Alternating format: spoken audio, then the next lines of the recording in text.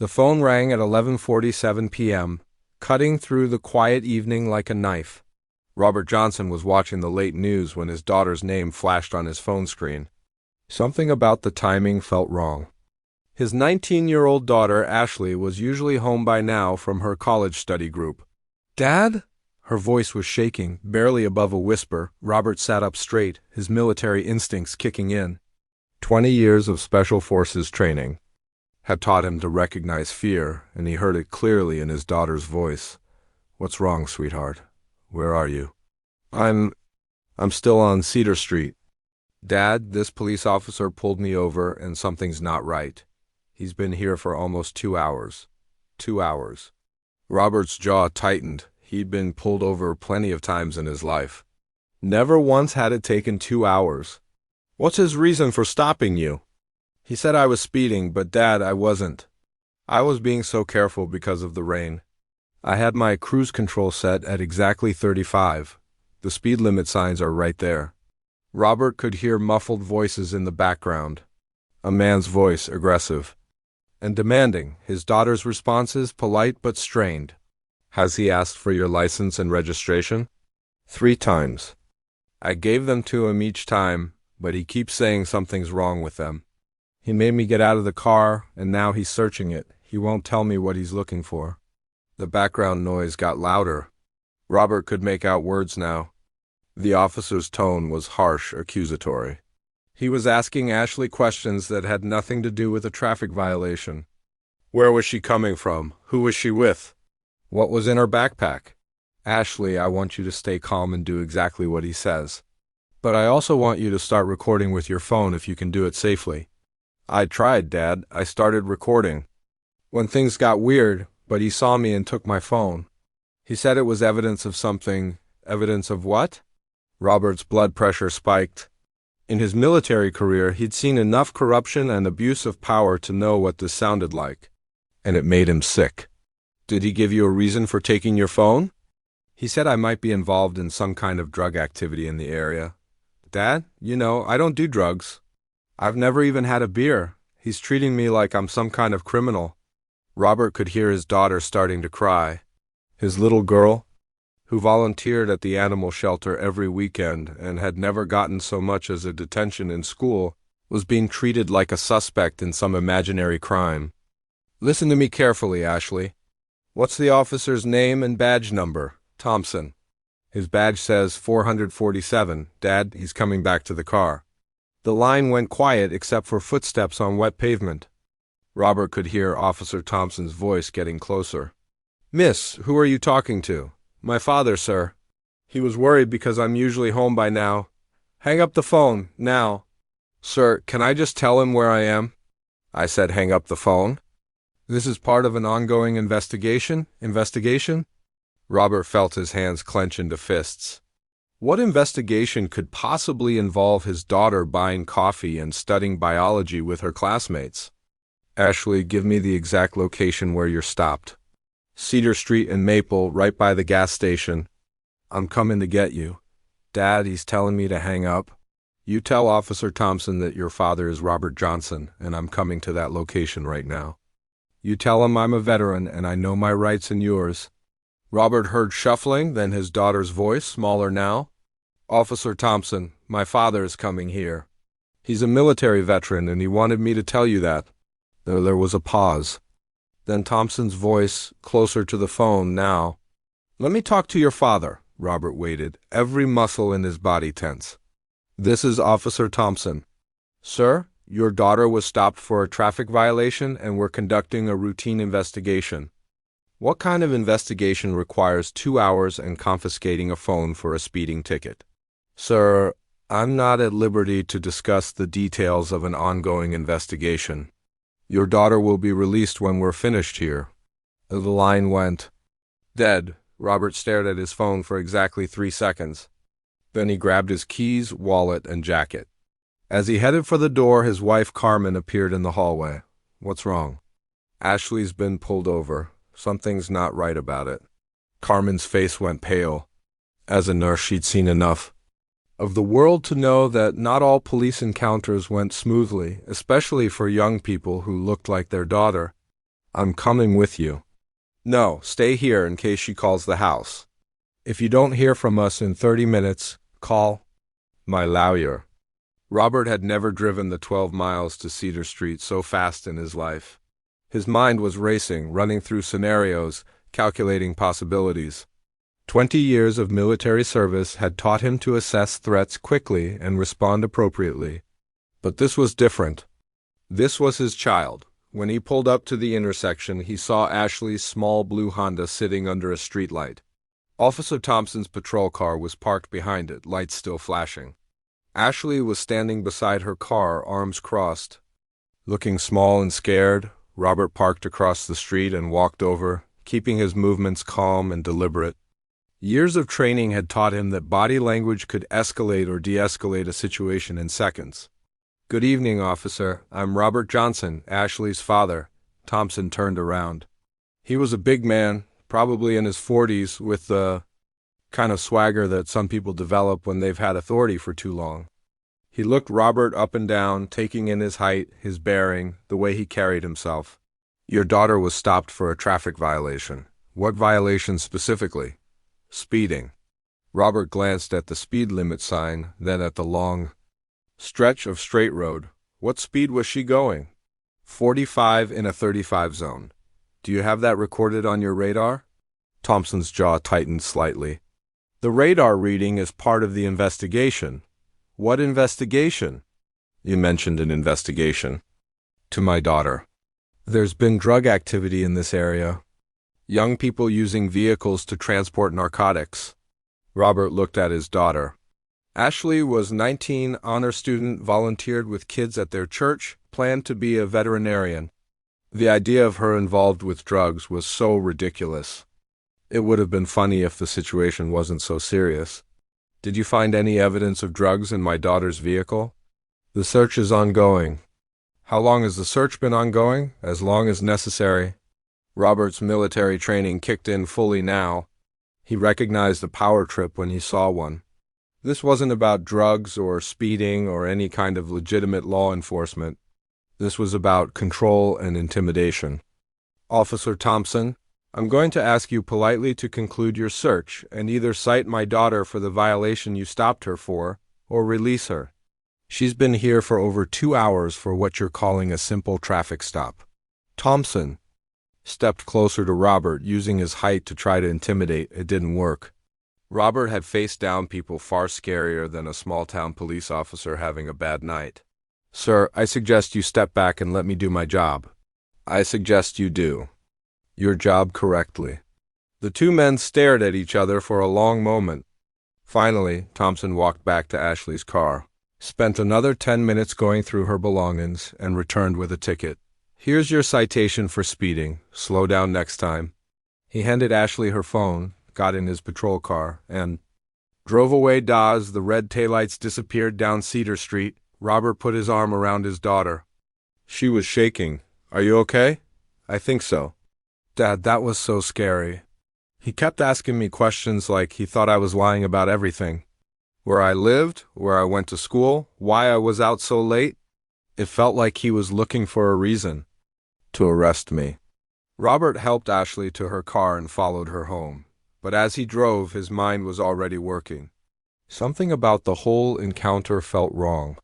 Very wrong, and Robert Johnson was the kind of man who didn't let wrong things slide. The next morning, Robert sat at his kitchen table with a cup of coffee and Ashley's traffic ticket. In the daylight, the whole thing looked even more suspicious. The ticket was written for 45 miles per hour in a 35 miles per hour zone, but the location didn't match where Ashley had been stopped, according to the ticket. The violation occurred on Cedar Street between Oak and Pine, but Ashley had been pulled over at Cedar and Maple, 3 blocks away. Either Officer Thompson had made a mistake, or something else was going on. Robert pulled out his laptop and started researching. First, he looked up the area where Ashley was actually stopped. The speed limit there was 35 miles per hour, just like she'd said. But the area listed on the ticket? That section of Cedar Street was a 25 miles per hour zone near the elementary school. His daughter walked into the kitchen, still in her pajamas. She looked tired, like she hadn't slept much. How are you feeling, sweetheart? Weird, I keep thinking about last night. Dad, do you think that guy was a real police officer? What do you mean? I don't know. Something felt off about the whole thing, like he was making it up as he went along. Robert showed her the ticket. Look at this. He wrote down the wrong location. Ashley studied the paper, frowning. But I was nowhere near Oak and Pine. I was at the gas station on Maple. I know. What's bothering me? Robert's phone rang. It was his brother-in-law, Detective Mike Rodriguez from the county sheriff's department. Mike wasn't exactly a close friend, but he was family, and he was honest. Hey, Mike, I need to ask you about something. What's up? Robert explained the situation from the night before. Mike listened without interrupting. You want my honest opinion? Mike said when Robert finished, always. It sounds like Thompson was fishing. Some cops do that, especially on quiet nights. They pull someone over hoping to find something bigger. Is that legal? If he had reasonable suspicion for the initial stop, yeah, but 2 hours for a speeding ticket? That's pushing it. What would you do if it was your kid? Mike was quiet for a moment. I'd file a complaint.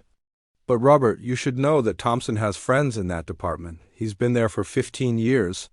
After he hung up, Robert sat back in his chair. Friends in the department. That explained why Thompson felt comfortable taking 2 hours. For a simple traffic stop, he spent the next hour on the phone with the police department's internal affairs division. The woman who answered sounded bored, like she handled these calls all day long. I'd like to file a complaint about an officer's conduct during a traffic stop. What's the nature of the complaint? Robert explained the situation, keeping his voice calm and factual. When he finished, the woman sighed. Sir, traffic stops can take varying amounts of time depending on the circumstances. If your daughter was issued a citation, then the stop was legitimate. The citation has the wrong location on it. That's probably just a clerical error. Officers sometimes mix up street names. A clerical error that changes the speed limit from 35 to 25? I'll make a note of your complaint, sir. Someone will follow up with you. Robert knew that tone. No one was going to follow up with anything. That afternoon, he decided to visit the scene of the stop. He drove to Cedar and Maple and parked where Ashley's car had been. The area was well lit, with a clear view in all directions. If someone was speeding, it would be easy to see from several blocks away. He drove the route Ashley would have taken from her study group. The roads were straight, well-marked, and designed for safe driving. It wasn't the kind of place where someone would accidentally speed. Then he drove to the location listed on the ticket. Cedar, between Oak and Pine. This section was completely different. It was near the elementary school, with speed bumps, flashing warning lights, and multiple 25 miles per hour signs. If Ashley had been driving here at 45 miles per hour, it would have been obvious and dangerous, but she hadn't been driving here at all. Robert parked and walked around the area. Something caught his eye, a security camera on the corner building. He walked over and saw it was aimed directly at the intersection. The building housed a small insurance office. Robert knocked on the door, and a middle-aged woman answered. Excuse me, ma'am. I'm wondering about that security camera on your building. Does it record the street? Yes, it records 24/7. Why? Robert explained that his daughter had received a traffic ticket with an incorrect location, and he was trying to understand what happened. Oh, honey, you're not the first person to ask about that camera this month. There was another parent here just 2 weeks ago with the same kind of story. Really? Young girl, college student, got a ticket for speeding right here. But her father said she was actually stopped 3 blocks away, just like you're saying. Robert felt a chill run down his spine. What was the officer's name? Thompson. I think same one you mentioned. Do you still have the recordings from 2 weeks ago? We keep them for 30 days. But I can't just give them to anyone. You'd need some kind of legal request. Robert thanked her and walked back to his car, his mind racing. 2 incidents, same officer, same pattern. This wasn't a coincidence. That evening, he called Ashley into his home office. I need you to tell me exactly what happened last night, from the beginning. every detail you can remember. Ashley sat down and walked through the entire encounter. As she talked, Robert took notes.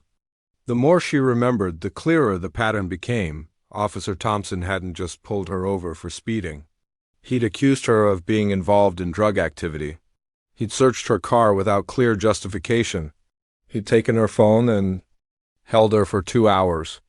And he'd written a ticket with the wrong location to make it harder to dispute. Dad, there's something else I remembered. When he first came to my window, he asked if I lived in this neighborhood. What did you tell him? I said yes, that we live on Elmwood Drive, and his whole attitude changed after that. Like he got angry. Elmwood Drive was in one of the nicer parts of town. Robert had worked hard to afford that house, to give his family a safe place to live. But apparently, to Officer Thompson, a young black woman driving through a nice neighborhood at night was automatically suspicious. Ashley, I want you to know that what happened to you was wrong, and I'm going to do something about it. What are you going to do? Robert looked at his daughter, thinking about all the skills he'd learned in 20 years of military service. Investigation, surveillance, intelligence gathering. He'd used those skills to serve his country overseas.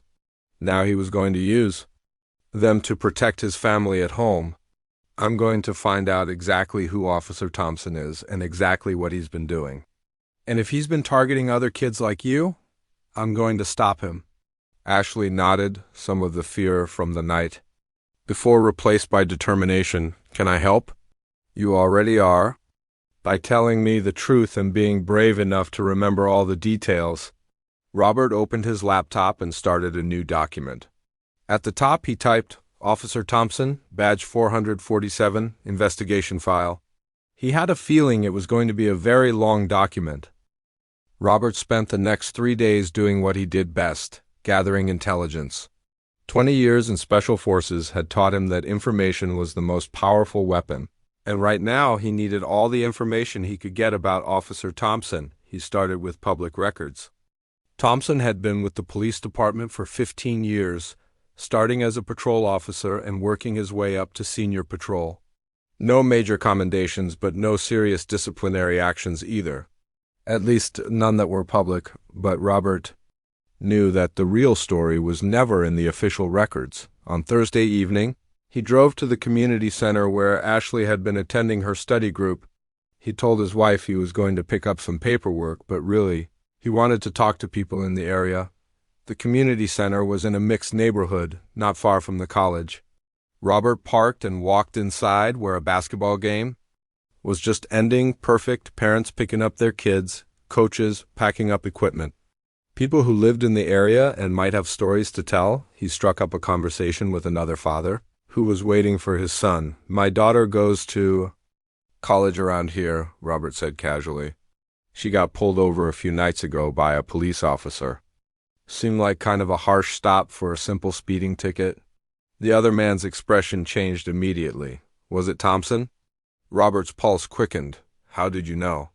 Because you're not the first parent to mention something like that. My neighbor's daughter had a similar experience about a month ago. Young black girl, college student, got pulled over and held for hours over nothing. What happened to her? Same thing, sounds like traffic stop that turned into some kind of interrogation. Thompson kept asking her personal questions, searching her car, treating her like she was hiding something. Her parents filed a complaint, but nothing came of it. Robert got the neighbor's name and address.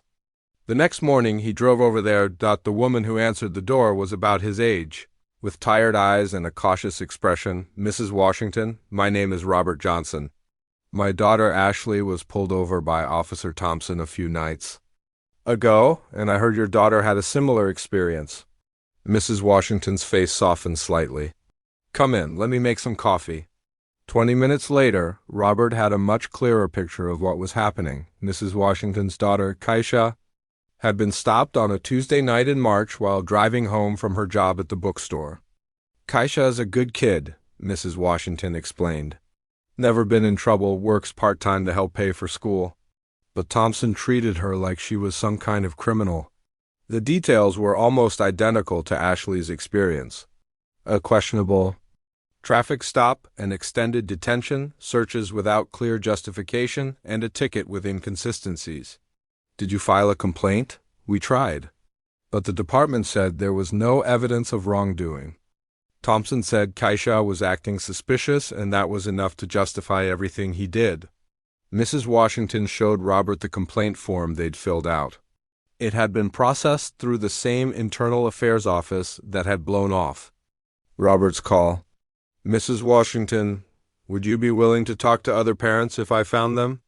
I think Thompson has been doing this to other kids too. If it helps stop him from doing it to someone else, yes. Robert left with Kaisha's phone number and a promise to stay in touch. But more importantly, he left with confirmation that this wasn't an isolated incident. Over the next week, he quietly asked around. He talked to parents at Ashley's school, people at the grocery store, neighbors at church. He was careful not to seem like he was investigating anything officially, just a concerned father asking questions. The pattern that emerged was disturbing. In the past 6 months, at least 5 young black women had been pulled over by Officer Thompson under questionable circumstances, all college students or recent graduates. All driving through neighborhoods that were predominantly white or mixed income. All detained for extended periods over minor violations, and all had filed complaints. That went nowhere. Robert compiled everything in a detailed spreadsheet. Names, dates, locations, the nature of each stop, the outcome of each complaint. When he looked at it all together, the pattern was undeniable. Thompson wasn't just having bad nights or making honest mistakes. He was deliberately targeting young black women, using his badge to intimidate and harass them, but Robert knew that a spreadsheet wouldn't be enough. He needed proof. On Saturday morning, he called his old friend Carlos, who had served with him in Afghanistan and now worked as a private investigator. Carlos, I need some advice about surveillance equipment. What kind of surveillance are we talking about? Robert explained the situation. Carlos listened carefully. You want to catch this guy in the act? I want to document what he's really doing out there. If he's targeting kids based on their race, someone needs to have evidence of it. That's dangerous territory, my friend. If you're going to do this, you need to be smart about it. And you need to stay completely legal. Carlos talked him through the basics of surveillance work. What equipment was available to civilians, how to stay within legal boundaries, how to document evidence that would actually be useful. The most important thing, Carlos explained, is patience. Good surveillance takes time. You can't rush it. Patience. Robert had plenty of that. 20 years in the military had taught him how to wait for the right moment. That afternoon, he drove to an electronics store and bought a high-quality dashboard camera for his car. He also purchased a small, portable camera that could record in low-light conditions. That evening, Ashley found him in the garage installing the dashboard camera. Dad, what are you doing? Getting ready to find out what Officer Thompson is really up to. Are you going to follow him? Robert looked at his daughter. She'd been having nightmares since the traffic stop, waking up in the middle of the night with anxiety attacks. The confident, happy kid he'd raised was being replaced by someone who was afraid to drive alone at night. I'm going to make sure he doesn't do to anyone else what he did to you. Ashley nodded. Be careful, Dad. I will be. This is what I trained for, sweetheart. Just in a different kind of war. The next evening, Robert began what he privately called Operation Thompson.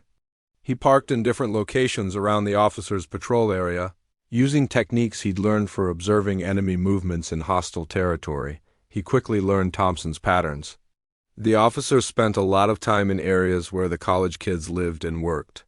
He seemed particularly interested in cars with young drivers, especially young women of color. On his third night of observation, Robert watched Thompson pull over a car near the campus.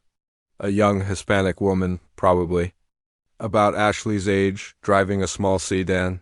Robert parked where he could see the stop and started recording. The traffic stop lasted an hour and a half. Thompson searched the woman's car twice, made her get out and wait on the sidewalk, and spent 20 minutes on his radio calling for backup that never came. When it was over, the woman got back in her car and drove away slowly, clearly shaken. Robert had it all on video. As he drove home that night, Robert thought about what he was building: evidence, documentation, proof that Officer Thompson was abusing his authority and targeting innocent people based on their race, but evidence was only useful if someone was willing to act on it. And Robert was beginning to understand that the police department wasn't interested in holding Thompson accountable, which meant he was going to have to find another way. At home, he downloaded the video from that night and added it to a growing file on his computer. Tomorrow, he would start reaching out to the other families Thompson had targeted. It was time to build a coalition. Robert's alarm went off at 5:30 a.m. After 20 years of military service, early mornings were second nature. But today was different. Today he was starting the most important mission of his civilian life. He'd spent 2 weeks learning Officer Thompson's patterns. The man was predictable, which made him vulnerable. Thompson started his shift at 6 p.m. and patrolled the same general area every night. He took his dinner break at the same diner, parked in the same spots, and seemed to have a particular interest in certain neighborhoods. Robert had mapped it all out like a military operation. Thompson's routes, his timing, his preferred locations for traffic stops. What he discovered was troubling. Thompson spent most of his time in areas where college students lived and worked, but he rarely stopped anyone during busy periods when other cars were around. He waited for isolated stretches of road, quiet times of night, situations where it would be his word against the drivers. Tonight, Robert was going to get closer than ever before. He'd upgraded his surveillance equipment over the past week. Along with the dashboard camera, he now had a small, professional-grade video camera that could record in near darkness. His brother-in-law, Mike, had helped him understand the legal boundaries of what he could and couldn't record from public areas. As long as you're on public property and not interfering with police business, you can record anything you can see, Mike had explained. But Robert, be careful. If Thompson figures out what you're doing, things could get complicated. Robert understood the risks. But every night that Thompson was out there was another night he could target someone else's daughter. At 6:15 p.m., Robert was parked 3 blocks from the police station when Thompson's patrol car pulled out. He followed at a distance, using techniques he'd learned for tracking enemy vehicles in hostile territory. Thompson's first stop was a coffee shop near the college. He went inside, spent 15 minutes chatting with the staff, then got back in his car. Nothing unusual about that. For the next 2 hours, Thompson drove his normal patrol route. He pulled over 2 vehicles, an elderly man with an expired registration, and a young white couple for running a stop sign. Both stops were professional, brief, and appropriate. But at 8:30 p.m., Thompson's behavior changed. Robert watched the patrol car slow down as it passed a small blue Honda at a traffic light. The same model and color as Ashley's car. Behind the wheel was a young black woman, probably college-age. Thompson let the Honda go through the intersection, then made a U-turn and began following it. Robert's pulse quickened. He'd seen this behavior before in combat zones. A predator selecting a target, the Honda turned onto Cedar Street, the same area where Ashley had been stopped. Thompson followed for 3 blocks, then hit his lights. Robert parked where he could see the stop and immediately started recording. The timestamp on his camera read 8:43 p.m. What happened next was exactly what Ashley had described. But now Robert could see it from the outside. Thompson approached the driver's window and spent several minutes checking her license and registration. Normal so far. But then he returned to his patrol car and just sat there. For 20 minutes, Robert could see the young woman in her car, occasionally looking back at the police car, clearly confused about why this was taking so long. Finally, Thompson got out and approached the car again. This time, he asked the driver to step out. Robert zoomed in with his camera as Thompson began questioning her on the sidewalk. Even from a distance, Robert could see this wasn't a normal traffic stop. Thompson was standing too close, using his size to intimidate. The woman kept stepping back, clearly uncomfortable. Then Thompson walked to her car and began searching it. Robert watched as the officer went through the woman's purse, her backpack, even the glove compartment. He spent particular attention on her phone, holding it up to examine it closely. The entire stop lasted an hour and 20 minutes. When it was over, Thompson handed the woman a ticket and drove away. She sat in her car for several minutes before driving off, probably trying to calm down. Robert had recorded the entire thing over the next week. Robert documented 3 more similar stops. Each time, the pattern was the same: young Black or Hispanic women, isolated locations, extended detentions, unnecessary searches. But Thompson wasn't just targeting drivers. Robert discovered something else troubling. On Thursday night, Thompson pulled into the parking lot of a 24-hour laundromat in a predominantly Black neighborhood. He sat in his patrol car for 30 minutes, watching people come and go. When a young woman walked to her car alone, Thompson got out and approached her. Robert was too far away to hear the conversation, but he could see what happened. Thompson questioned the woman for 15 minutes about what she was doing there, asked to see her ID, and wrote down information in his notebook. She wasn't driving, hadn't committed any violation, but Thompson treated her like a suspect anyway. The woman clearly felt harassed and intimidated. She kept looking around, probably hoping someone else would see what was happening. Robert got it all on video. By the end of the week, Robert had over 8 hours of footage showing Thompson's pattern of behavior. But the most disturbing incident happened on Saturday night. Robert was following Thompson's patrol car when it pulled into a gas station parking lot. A group of college students was there, filling up their car before a road trip. 3 young women, all Black, all clearly just trying to buy gas and snacks for their journey. Thompson got out of his car and approached them. "Evening, ladies. Can one see some identification?" Robert positioned himself where he could record the interaction. The women were polite and cooperative, but clearly confused about why a police officer was asking for their IDs at a gas station. "What's the reason for checking our identification, officer?" one of them asked. "There's been some criminal activity in this area. I'm conducting a security check." Robert knew this was nonsense. There was no legal authority for random ID checks without reasonable suspicion of criminal activity. But these young women probably didn't know that Thompson spent 20 minutes questioning them about where they were going, where they lived, what they were doing in this neighborhood. He made them empty their purses and search their car. He found nothing because there was nothing to find. But he'd successfully intimidated 3 innocent young women and made them feel like criminals for buying gas. When Thompson finally let them go, Robert could see how shaken they were. Their fun road trip had been ruined before it even started. That night, Robert sat in his home office, reviewing the footage. What he was seeing wasn't just bad policing. It was systematic harassment based on race and gender Thompson was using his badge and authority to target young Black and Hispanic women, subjecting them to illegal searches and intimidation tactics. And he was getting away with it because he was careful to pick victims who were isolated and unlikely to effectively fight back. But Thompson had made one crucial mistake. He targeted the daughter of someone who knew how to fight back. Robert compiled his best footage into a summary video. 20 minutes of clear evidence showing Thompson's pattern of discriminatory policing.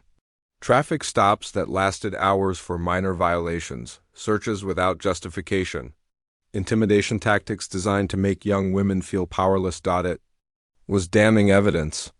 But Robert knew that evidence alone wouldn't be enough. He needed to find other parents who would stand up with him.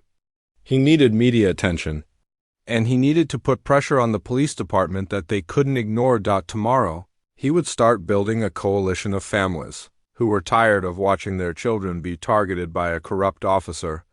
Thompson's reign of intimidation was about to come to an end. As Robert saved the video files to his computer, he thought about Ashley sleeping safely upstairs. She still had nightmares sometimes, still got nervous when she saw police cars, but not for much longer. Robert was going to make sure that Officer Thompson never had the opportunity to terrorize another young person again. The surveillance phase of his operation was complete. Now it was time for the next phase, building an army of parents who demanded justice for their children. Robert stared at the list of names on his computer screen. 7 families.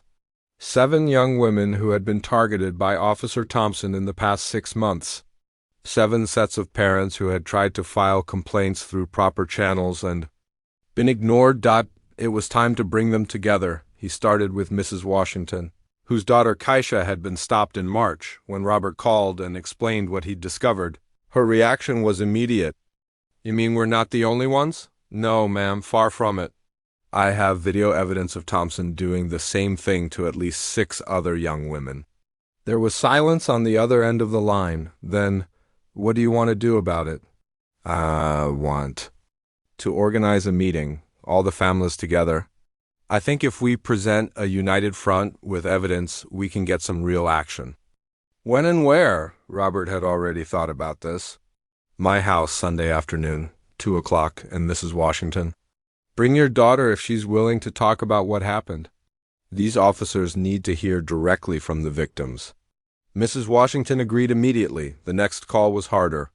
The family Robert reached had filed a complaint just 2 weeks ago and were still waiting for a response from Internal Affairs. "Mr. Patterson, this is Robert Johnson. My daughter Ashley was pulled over by Officer Thompson recently, and I understand. Your daughter had a similar experience. Who gave you my information?" Robert explained his research carefully, emphasizing that he wasn't some random person making accusations. He was a military veteran, a concerned father, and someone who had documented evidence of a pattern. "I don't know if we want to get involved in anything," Mr. Patterson said. "We're still hoping the department will handle this through normal channels." "Sir, I understand that hope, but I found 6 other families who had that same hope. None of their complaints led to any action. Thompson is still out there, still targeting young women, and the department doesn't seem interested in stopping him." Robert heard Mr. Patterson talking to someone in the background, probably his wife. "What exactly are you proposing? A meeting? Sunday afternoon?" "Just families who've been affected by Thompson's behavior. We share information, we look at the evidence together, and we decide how to move forward as a group." "What kind of evidence?" "Video. Footage of Thompson conducting illegal stops. Documentation of his pattern of targeting young Black and Hispanic women. And complaints from 7 different families showing that the department has been ignoring this problem for months." Mr. Patterson was quiet for a long moment. "I'll talk to my wife and daughter. Can I call you back?" "Of course." 3 hours later, Mr. Patterson called back. His family would be there by Friday evening. Robert had commitments from 5 families to attend Sunday's meeting. 2 others wanted to think about it over the weekend. Saturday morning, Robert got an unexpected call. "Mr. Johnson? This is Jennifer Chun. I'm a reporter with Channel 12 News. I heard you might have information about problems with the local police." "Department?" Robert's guard went up immediately. "Who told you that?" "I can't reveal my source, but I've been investigating complaints about police conduct for several months. Your name came up as someone who might be willing to talk." Robert thought. Quickly, media attention could be helpful, but it could also backfire if not handled correctly. "I'm not ready to talk to reporters yet, but I might be in the near future. Can I ask what you're working on?" "I'm documenting what appears to be a pattern of discriminatory policing by a specific officer. If I decide to go public with it, I'll call you." "Fair enough, but Mr. Johnson, if you have evidence of police misconduct, the public has a right to know about it." After he hung up, Robert wondered who had given his name to a reporter, probably one of the families he'd contacted. Word was getting out, which meant he needed to move quickly. Sunday afternoon arrived gray and cloudy. Robert had arranged his living room to accommodate 8 families with extra chairs borrowed from their church. The first to arrive were the Washingtons. Mrs. Washington brought her daughter Kaisha, a quiet 20-year-old who seemed nervous about being there. "Thank you for coming," Robert told them. "I know this isn't easy." The Pattersons arrived next, followed by the Morettis and the Johnsons, no relation to Robert's family. Each family looked uncertain, like they weren't sure what they'd gotten. Themselves into at exactly 2 p.m., Robert called the meeting to order. "I want to thank everyone for being here. I know some of you are wondering what this is all about, so let me start with what I've discovered." Robert had prepared a presentation on his laptop. He started with a map showing the locations where Thompson had stopped various young women. The pattern was clear. All stops occurred in predominantly white or mixed neighborhoods, usually late in the evening, usually involving young women of color. "This isn't random," Robert explained. "This is systematic targeting." Next, he showed the timeline he'd compiled. 7 stops in 6 months, all following the same pattern. Each of your daughters was stopped by Officer Thompson under questionable circumstances.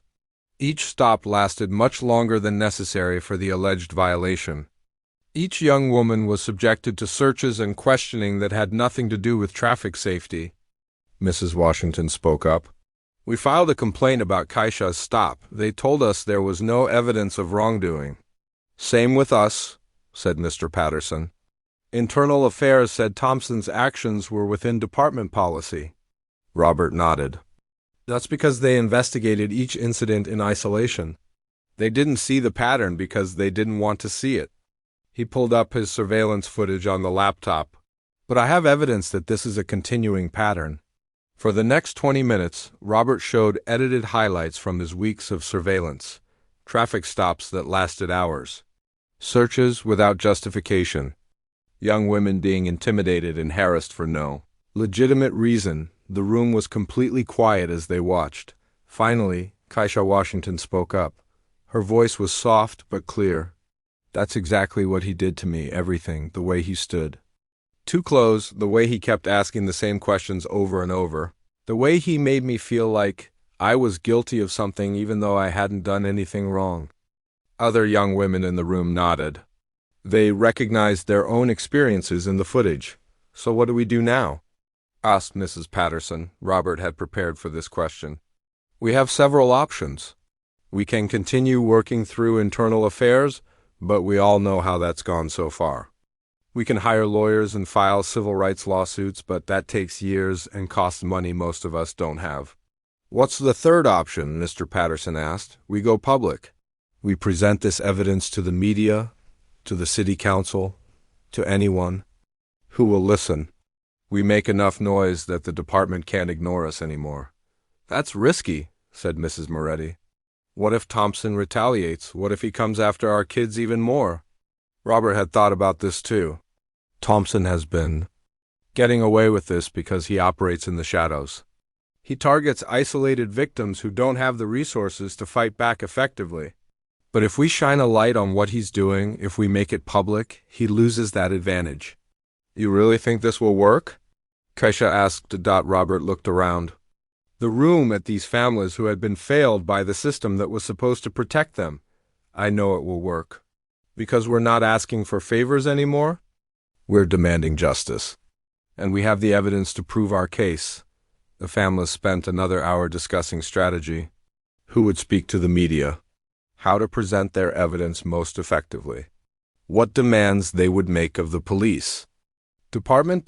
By the time the meeting ended, they had a plan. On Monday, they would present their evidence to the police chief with a deadline for action.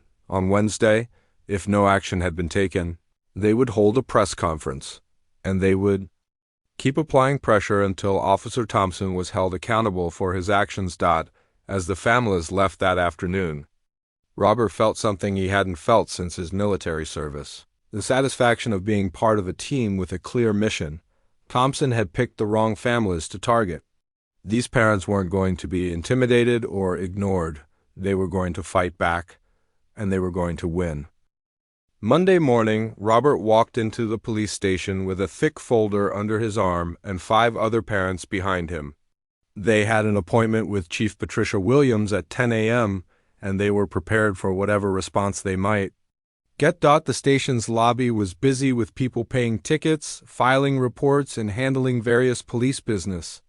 Robert noticed how several officers looked up when their group entered, clearly wondering what 6 determined-looking parents were doing there together. "We're here to see Chief Williams," Robert told the desk sergeant. "She's expecting you." Conference. Room B. Chief Williams was waiting when they entered.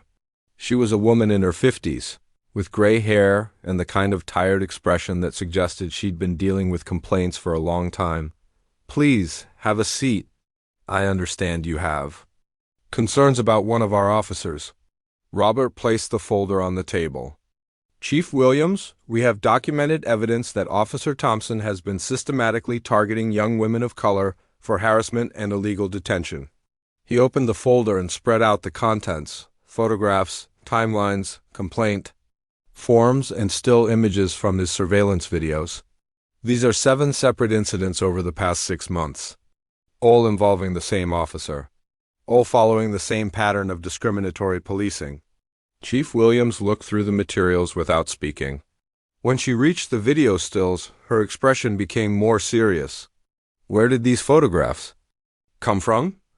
I conducted legal surveillance of Officer Thompson's activities from public areas. What you're seeing is documented evidence of his pattern of behavior. The chief studied the images more carefully. Robert had chosen the most damning shots. Thompson standing too close to young women, searching cars without apparent justification, detaining people for extended periods. These incidents were all investigated through proper channels, Chief Williams said finally. No evidence of misconduct was found. Mrs. Washington leaned forward. Chief Williams, my daughter was held for 2 hours over a broken taillight.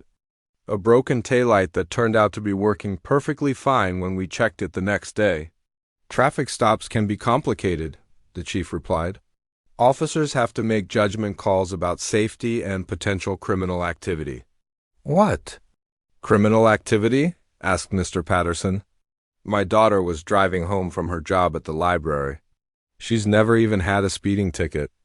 Robert could see that Chief Williams was going to stick to the standard response: defend the officer, dismiss the complaints, hope the families would go away. Chief Williams, we're not here to debate individual incidents. We're here to show you a pattern of discriminatory behavior that your department has ignored. We have video evidence, we have multiple victims, and we have documentation of your department's failure to address this problem. What exactly are you asking for? We want Officer Thompson removed from patrol duty pending a full investigation. We want an independent review of all his traffic stops over the past year. And we want a public apology to the families he's targeted. Chief Williams closed the folder. I'm not prepared to take disciplinary action against an officer based on surveillance footage taken by civilians. If you have legitimate complaints, they need to go through proper channels. We tried proper channels, Mrs. Washington said, her voice rising slightly. 7 families filed complaints through your internal affairs office.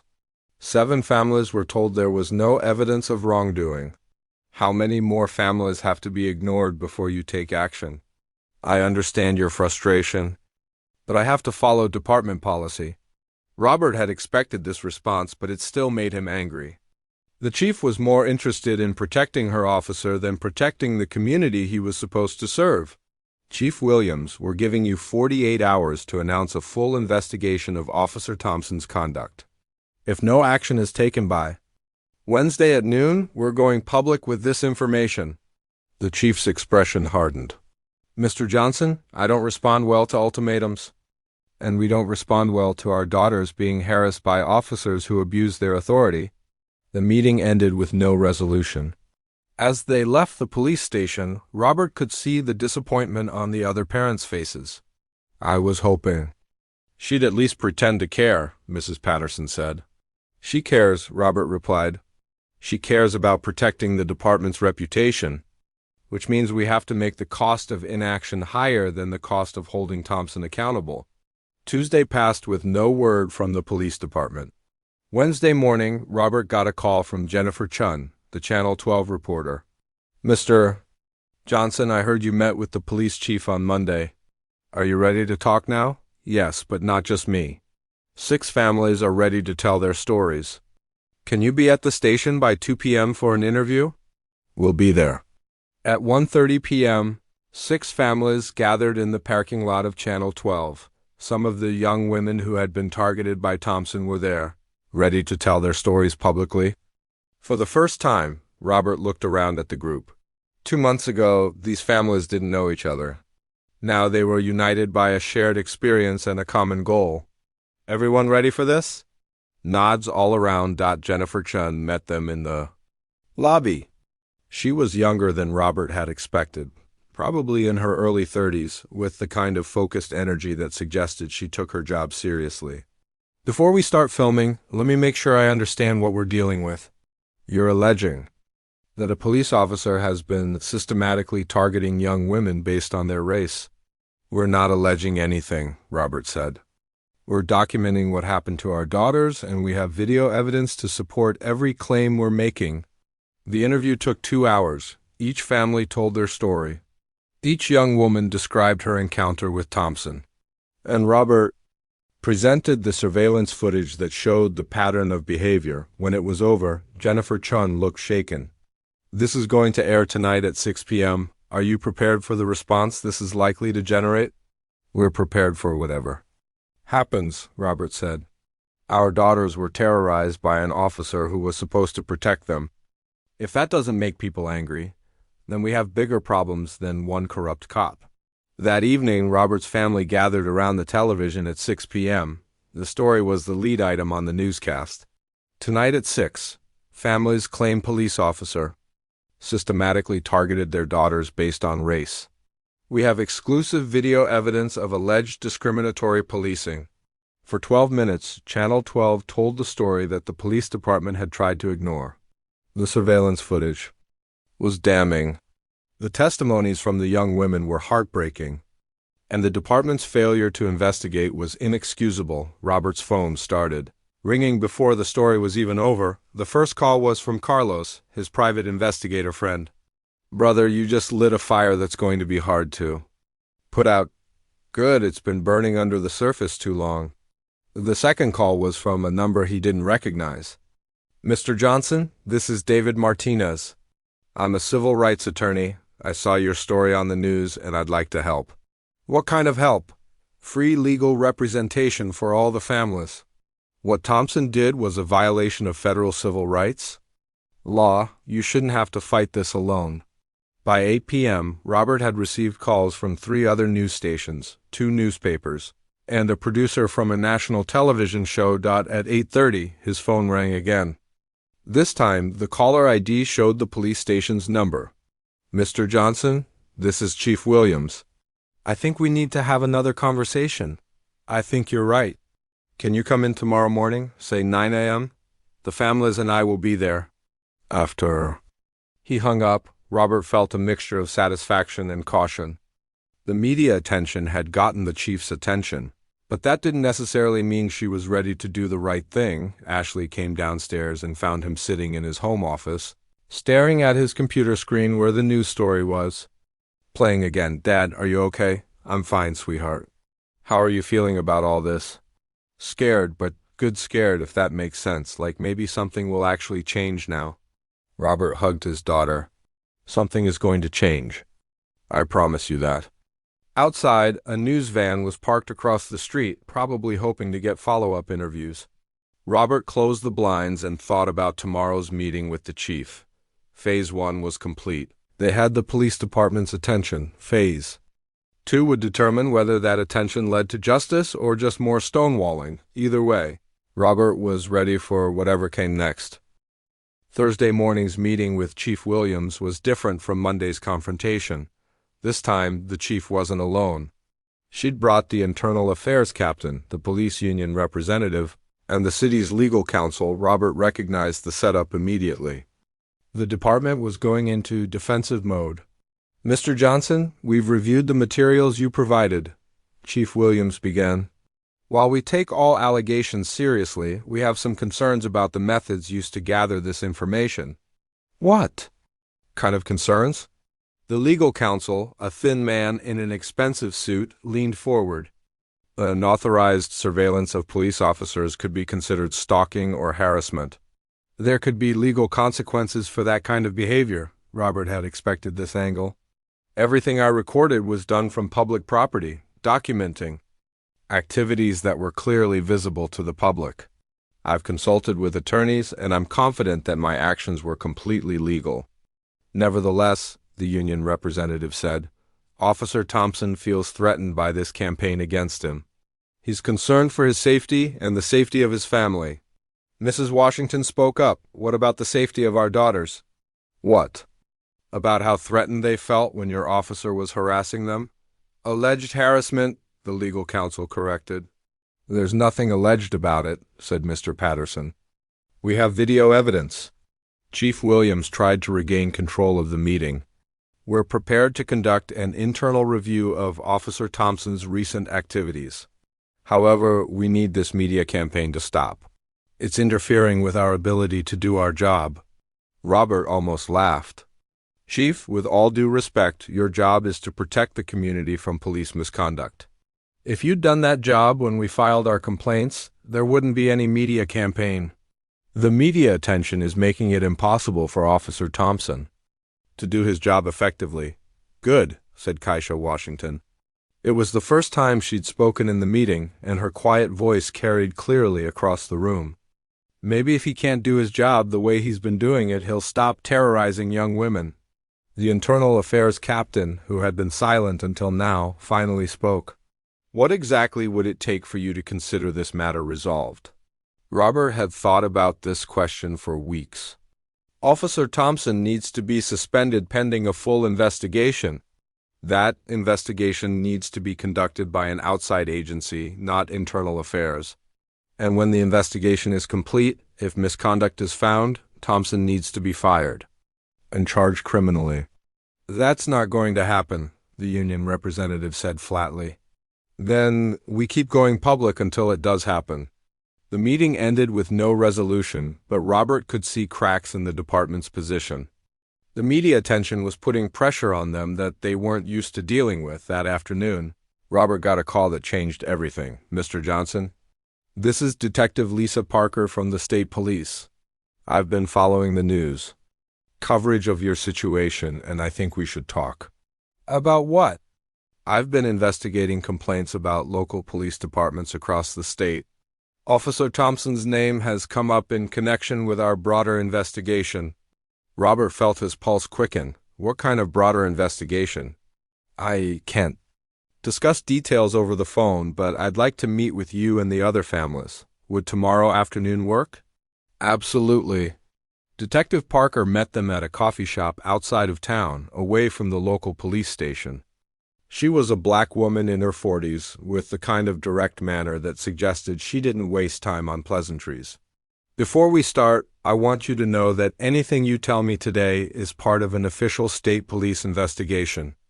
Are you comfortable with that? Robert looked around at the other parents. Everyone nodded. We've been tracking patterns of discriminatory policing across several departments in this region. Detective Parker explained. Thompson's activities fit a profile we've been building. She opened a thick folder and spread out photographs and documents. We have complaints about Thompson from departments where he previously worked. Before he came here, he was with 2 other police departments. He left both under circumstances that suggest similar problems. Why wasn't this information available when he was hired here? Mrs. Washington asked. Police departments don't always share disciplinary information when officers transfer. It's a known problem in law enforcement. Detective Parker showed them complaint forms from Thompson's previous jobs. The pattern was identical: young women, questionable traffic stops, extended detentions, allegations of racial profiling. We estimate that Thompson has engaged in this behavior with at least 20 different victims over the past 5 years. 20? Mr. Patterson looked sick. And he just kept getting hired by new departments? Unfortunately, yes, until now. Detective Parker explained that the state investigation had been building slowly, gathering evidence from multiple jurisdictions. Robert's surveillance footage and the family's decision to go public had provided the final pieces they needed. We're ready to move forward with charges.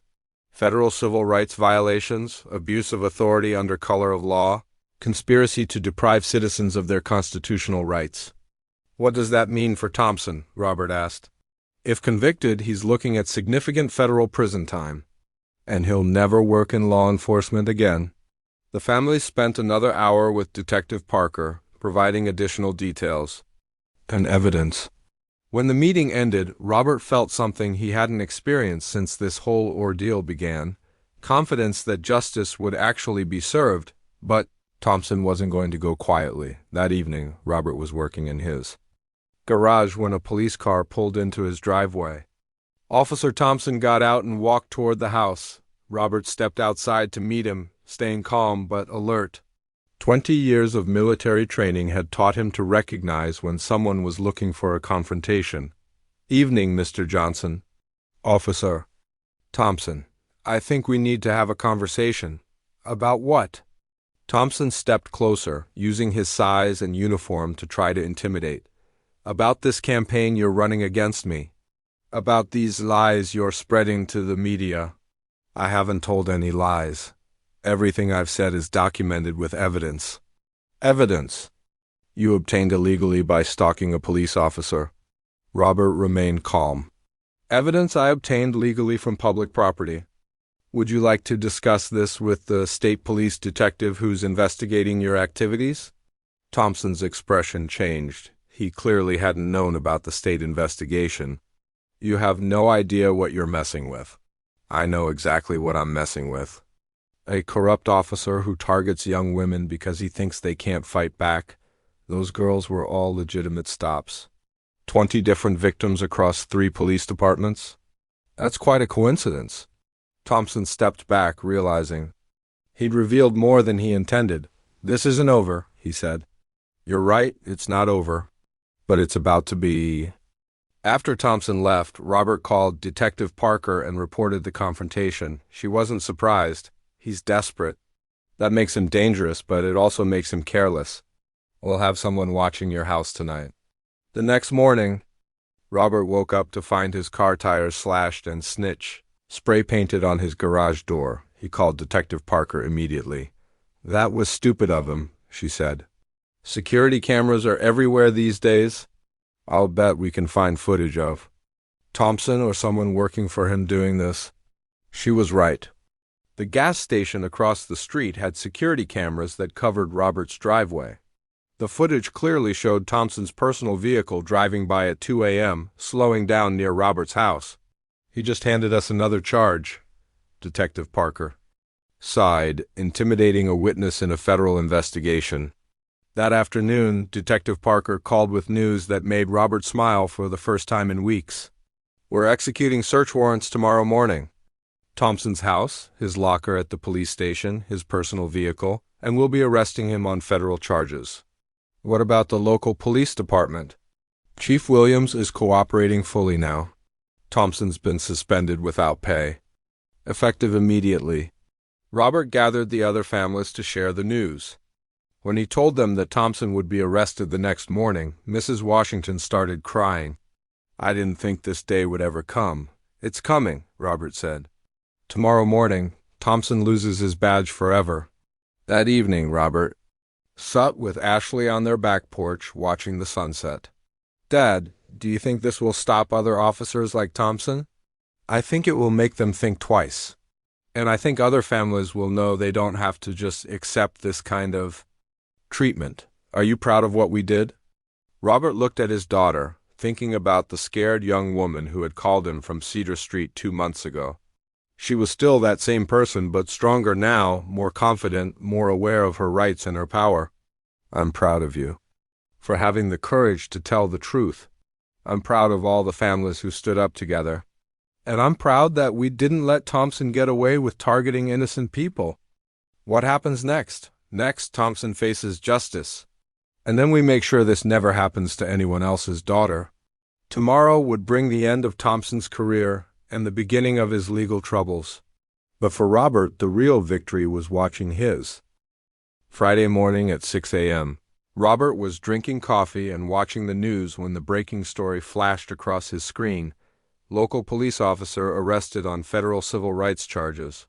The footage showed Officer Thompson being led away from his house in handcuffs, his head down, his uniform replaced by civilian clothes. Federal agents were carrying boxes of evidence from his home. While news cameras recorded everything, Robert's phone immediately started ringing. The first call was from Detective Parker. "It's done. Thompson is in federal custody, and we've seized enough evidence to support multiple charges." "What did you find?" "Personal notes about his patrol strategies, photographs of some of his traffic." stop victims, and communications with other officers in previous departments discussing similar activities. He kept records, Mr. Johnson. He was proud of what he was doing. Robert felt a mixture of satisfaction and disgust. Thompson hadn't just been harassing young women randomly. He'd been methodical about it, treating it like a game. What happens? Next, the federal prosecutor will handle the criminal case. Thompson will likely plead guilty to avoid a trial, but he's looking at significant prison time either way. And the civil rights lawsuit that Attorney Martinez is preparing for your families will probably result in a substantial settlement. By 8 a.m., Robert's phone had buzzed with messages from all the families in their coalition. Everyone had seen the news. Everyone wanted to know what this meant. Robert organized a conference call for 10 a.m. to update everyone together. Thompson has been arrested on federal charges, he told the group. Detective Parker says the evidence is overwhelming. This case is going to trial and Thompson is going to prison. What about the local police department? Asked Mrs. Washington. Chief Williams has announced new policies for traffic stops. Mandatory body cameras for all officers and external oversight of internal affairs investigations. The department is trying to avoid a federal lawsuit by implementing reforms. Do you think the reforms will actually make a difference? Keisha asked. I think they'll make a difference because we're going to be watching. This isn't the end of our involvement. It's the beginning. We've shown that families can organize and hold police accountable. Other communities are already reaching out to us for advice. Over the next few weeks, the Thompson case became a national news story. The systematic nature of his misconduct, the evidence Robert had gathered, and the way the families had organized to demand justice captured public attention across the country. Robert found himself giving interviews to national media outlets, explaining how military surveillance techniques could be adapted for civilian oversight of police activities. The key is patience and documentation, he told a reporter. From CNN. Police misconduct often follows patterns, but those patterns are only visible if someone takes the time to document them systematically. More importantly, families from other cities began reaching out. A mother in Texas whose son had been repeatedly harassed by a local officer. A father in Ohio whose daughter had been illegally searched during a traffic stop. Parents across the country who felt powerless against police misconduct. Robert started a website called Document the Badge, providing resources for families who wanted to monitor police activities in their communities. The site included legal guidelines for surveillance, templates for filing complaints, and strategies for organizing community responses to police misconduct. Within 3 months, similar parent coalitions had formed in 12 different cities. The legal proceedings moved quickly. Faced with overwhelming evidence, Thompson accepted a plea deal that sent him to federal prison for 4 years and banned him from ever working in law enforcement again. More satisfying to Robert was Thompson's public statement at his sentencing hearing. I abused my authority and violated the rights of innocent people, Thompson said, reading from a prepared statement. I targeted young women based on their race, and I used my badge to intimidate and harass them. I apologize to the victims and their families for the fear and trauma I caused. The civil lawsuit resulted in a $2.3 million settlement divided among the families. But more important than the money were the policy changes the settlement required. The police department implemented mandatory bias training for all officers, civilian oversight of internal affairs investigations, and a public database of traffic stop statistics broken down by race and neighborhood. 6 months after Thompson's arrest, Robert was invited to speak at a national conference on police accountability. As he prepared his remarks, he thought about how much had changed since that night when Ashley called him from Cedar Street. His daughter was thriving at college, no longer afraid to drive alone at night. She'd even joined her school's criminal justice club, planning to become a civil rights lawyer. I want to help other families like ours, she told him. Families who don't know how to fight back when the system fails them? The other families in their coalition had become close friends. They got together regularly, not to discuss Thompson anymore, but to celebrate their children's achievements and plan Community Activities. Mrs. Washington had been elected to the city council, running on a platform of police reform and community engagement. Fisher Washington was completing her senior year of college and had been accepted to law school. Mr. Patterson had started a nonprofit organization providing legal assistance to families dealing with police misconduct. At the conference, Robert's speech was simple and direct. 6 months ago, I was just a father whose daughter had been targeted by a corrupt police officer. I had no experience with police reform, no connections in the legal system, no platform for advocacy. But I had skills from my military service: the ability to gather intelligence, the patience to conduct surveillance, and the leadership experience to organize people around a common goal. What I learned is that ordinary parents have more power than we realize. When we document misconduct systematically, when we organize with other families, when we demand accountability instead of just hoping for it, we can create real change. The most important lesson is this: police misconduct thrives in darkness and isolation. Officers like Thompson count on victims being too intimidated, too isolated, or too overwhelmed to fight back effectively. But when we shine light on their activities, when we connect with other families facing similar problems, when we use technology and organization to level the playing field, we can hold even the most powerful institutions accountable. Robert concluded with a challenge to the audience. Every community has families dealing with police misconduct.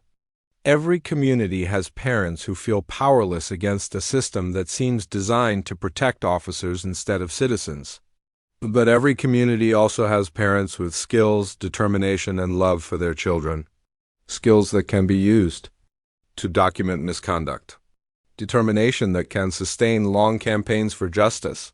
And love that can motivate people to fight for change even when the odds seem impossible. Thompson targeted my daughter because he thought she was powerless. He was wrong. She had a father who refused to accept that injustice was inevitable. Every child deserves that kind of protection. Every family deserves that kind of support. And every community deserves police officers who serve with integrity instead of intimidation. After his speech, Robert was approached by dozens of parents sharing their own stories. A mother whose autistic son had been arrested for resisting when he was actually having a sensory overload. A father whose teenage daughter had been strip-searched during a traffic stop for marijuana that was never found. Each story reinforced Robert's conviction that Thompson hadn't been an isolated case. There were corrupt officers and departments across the country, protected by institutions that valued loyalty over accountability, but there were also parents willing to fight back, communities ready for change, and a growing movement of ordinary people who refused to accept that police misconduct was just part of life. 6 months later, Robert received a letter that made him prouder than any military commendation he'd ever earned. "Dear Mr. Johnson," it read, "my name is Patricia Williams, and I'm a 19-year-old college student in Denver. Last month, I was pulled over by a police officer who acted very similarly to Officer Thompson. But because of your website and the resources you provided, my family knew how to document what happened and organize with other families. Thanks to your example, we were able to gather evidence, build a coalition, and force our police department to investigate. The officer who harassed me has been suspended, and our city is implementing the same reforms you helped create in your community. I wanted you to know that your daughter's courage in speaking up and your determination to fight for justice has protected other young women like me across the country. Thank you for showing us that we don't have to accept injustice. Thank you for proving that families can organize and create change. And thank you for turning your daughter's trauma into a movement that's making communities safer for all of us." Robert shared the letter with Ashley that evening. "Dad, do you ever regret getting involved in all this?" "Never. Fighting for you taught me that the skills I learned in the military have a purpose in civilian life too. Protecting communities. Gathering intelligence, organizing people around shared values. What's next?"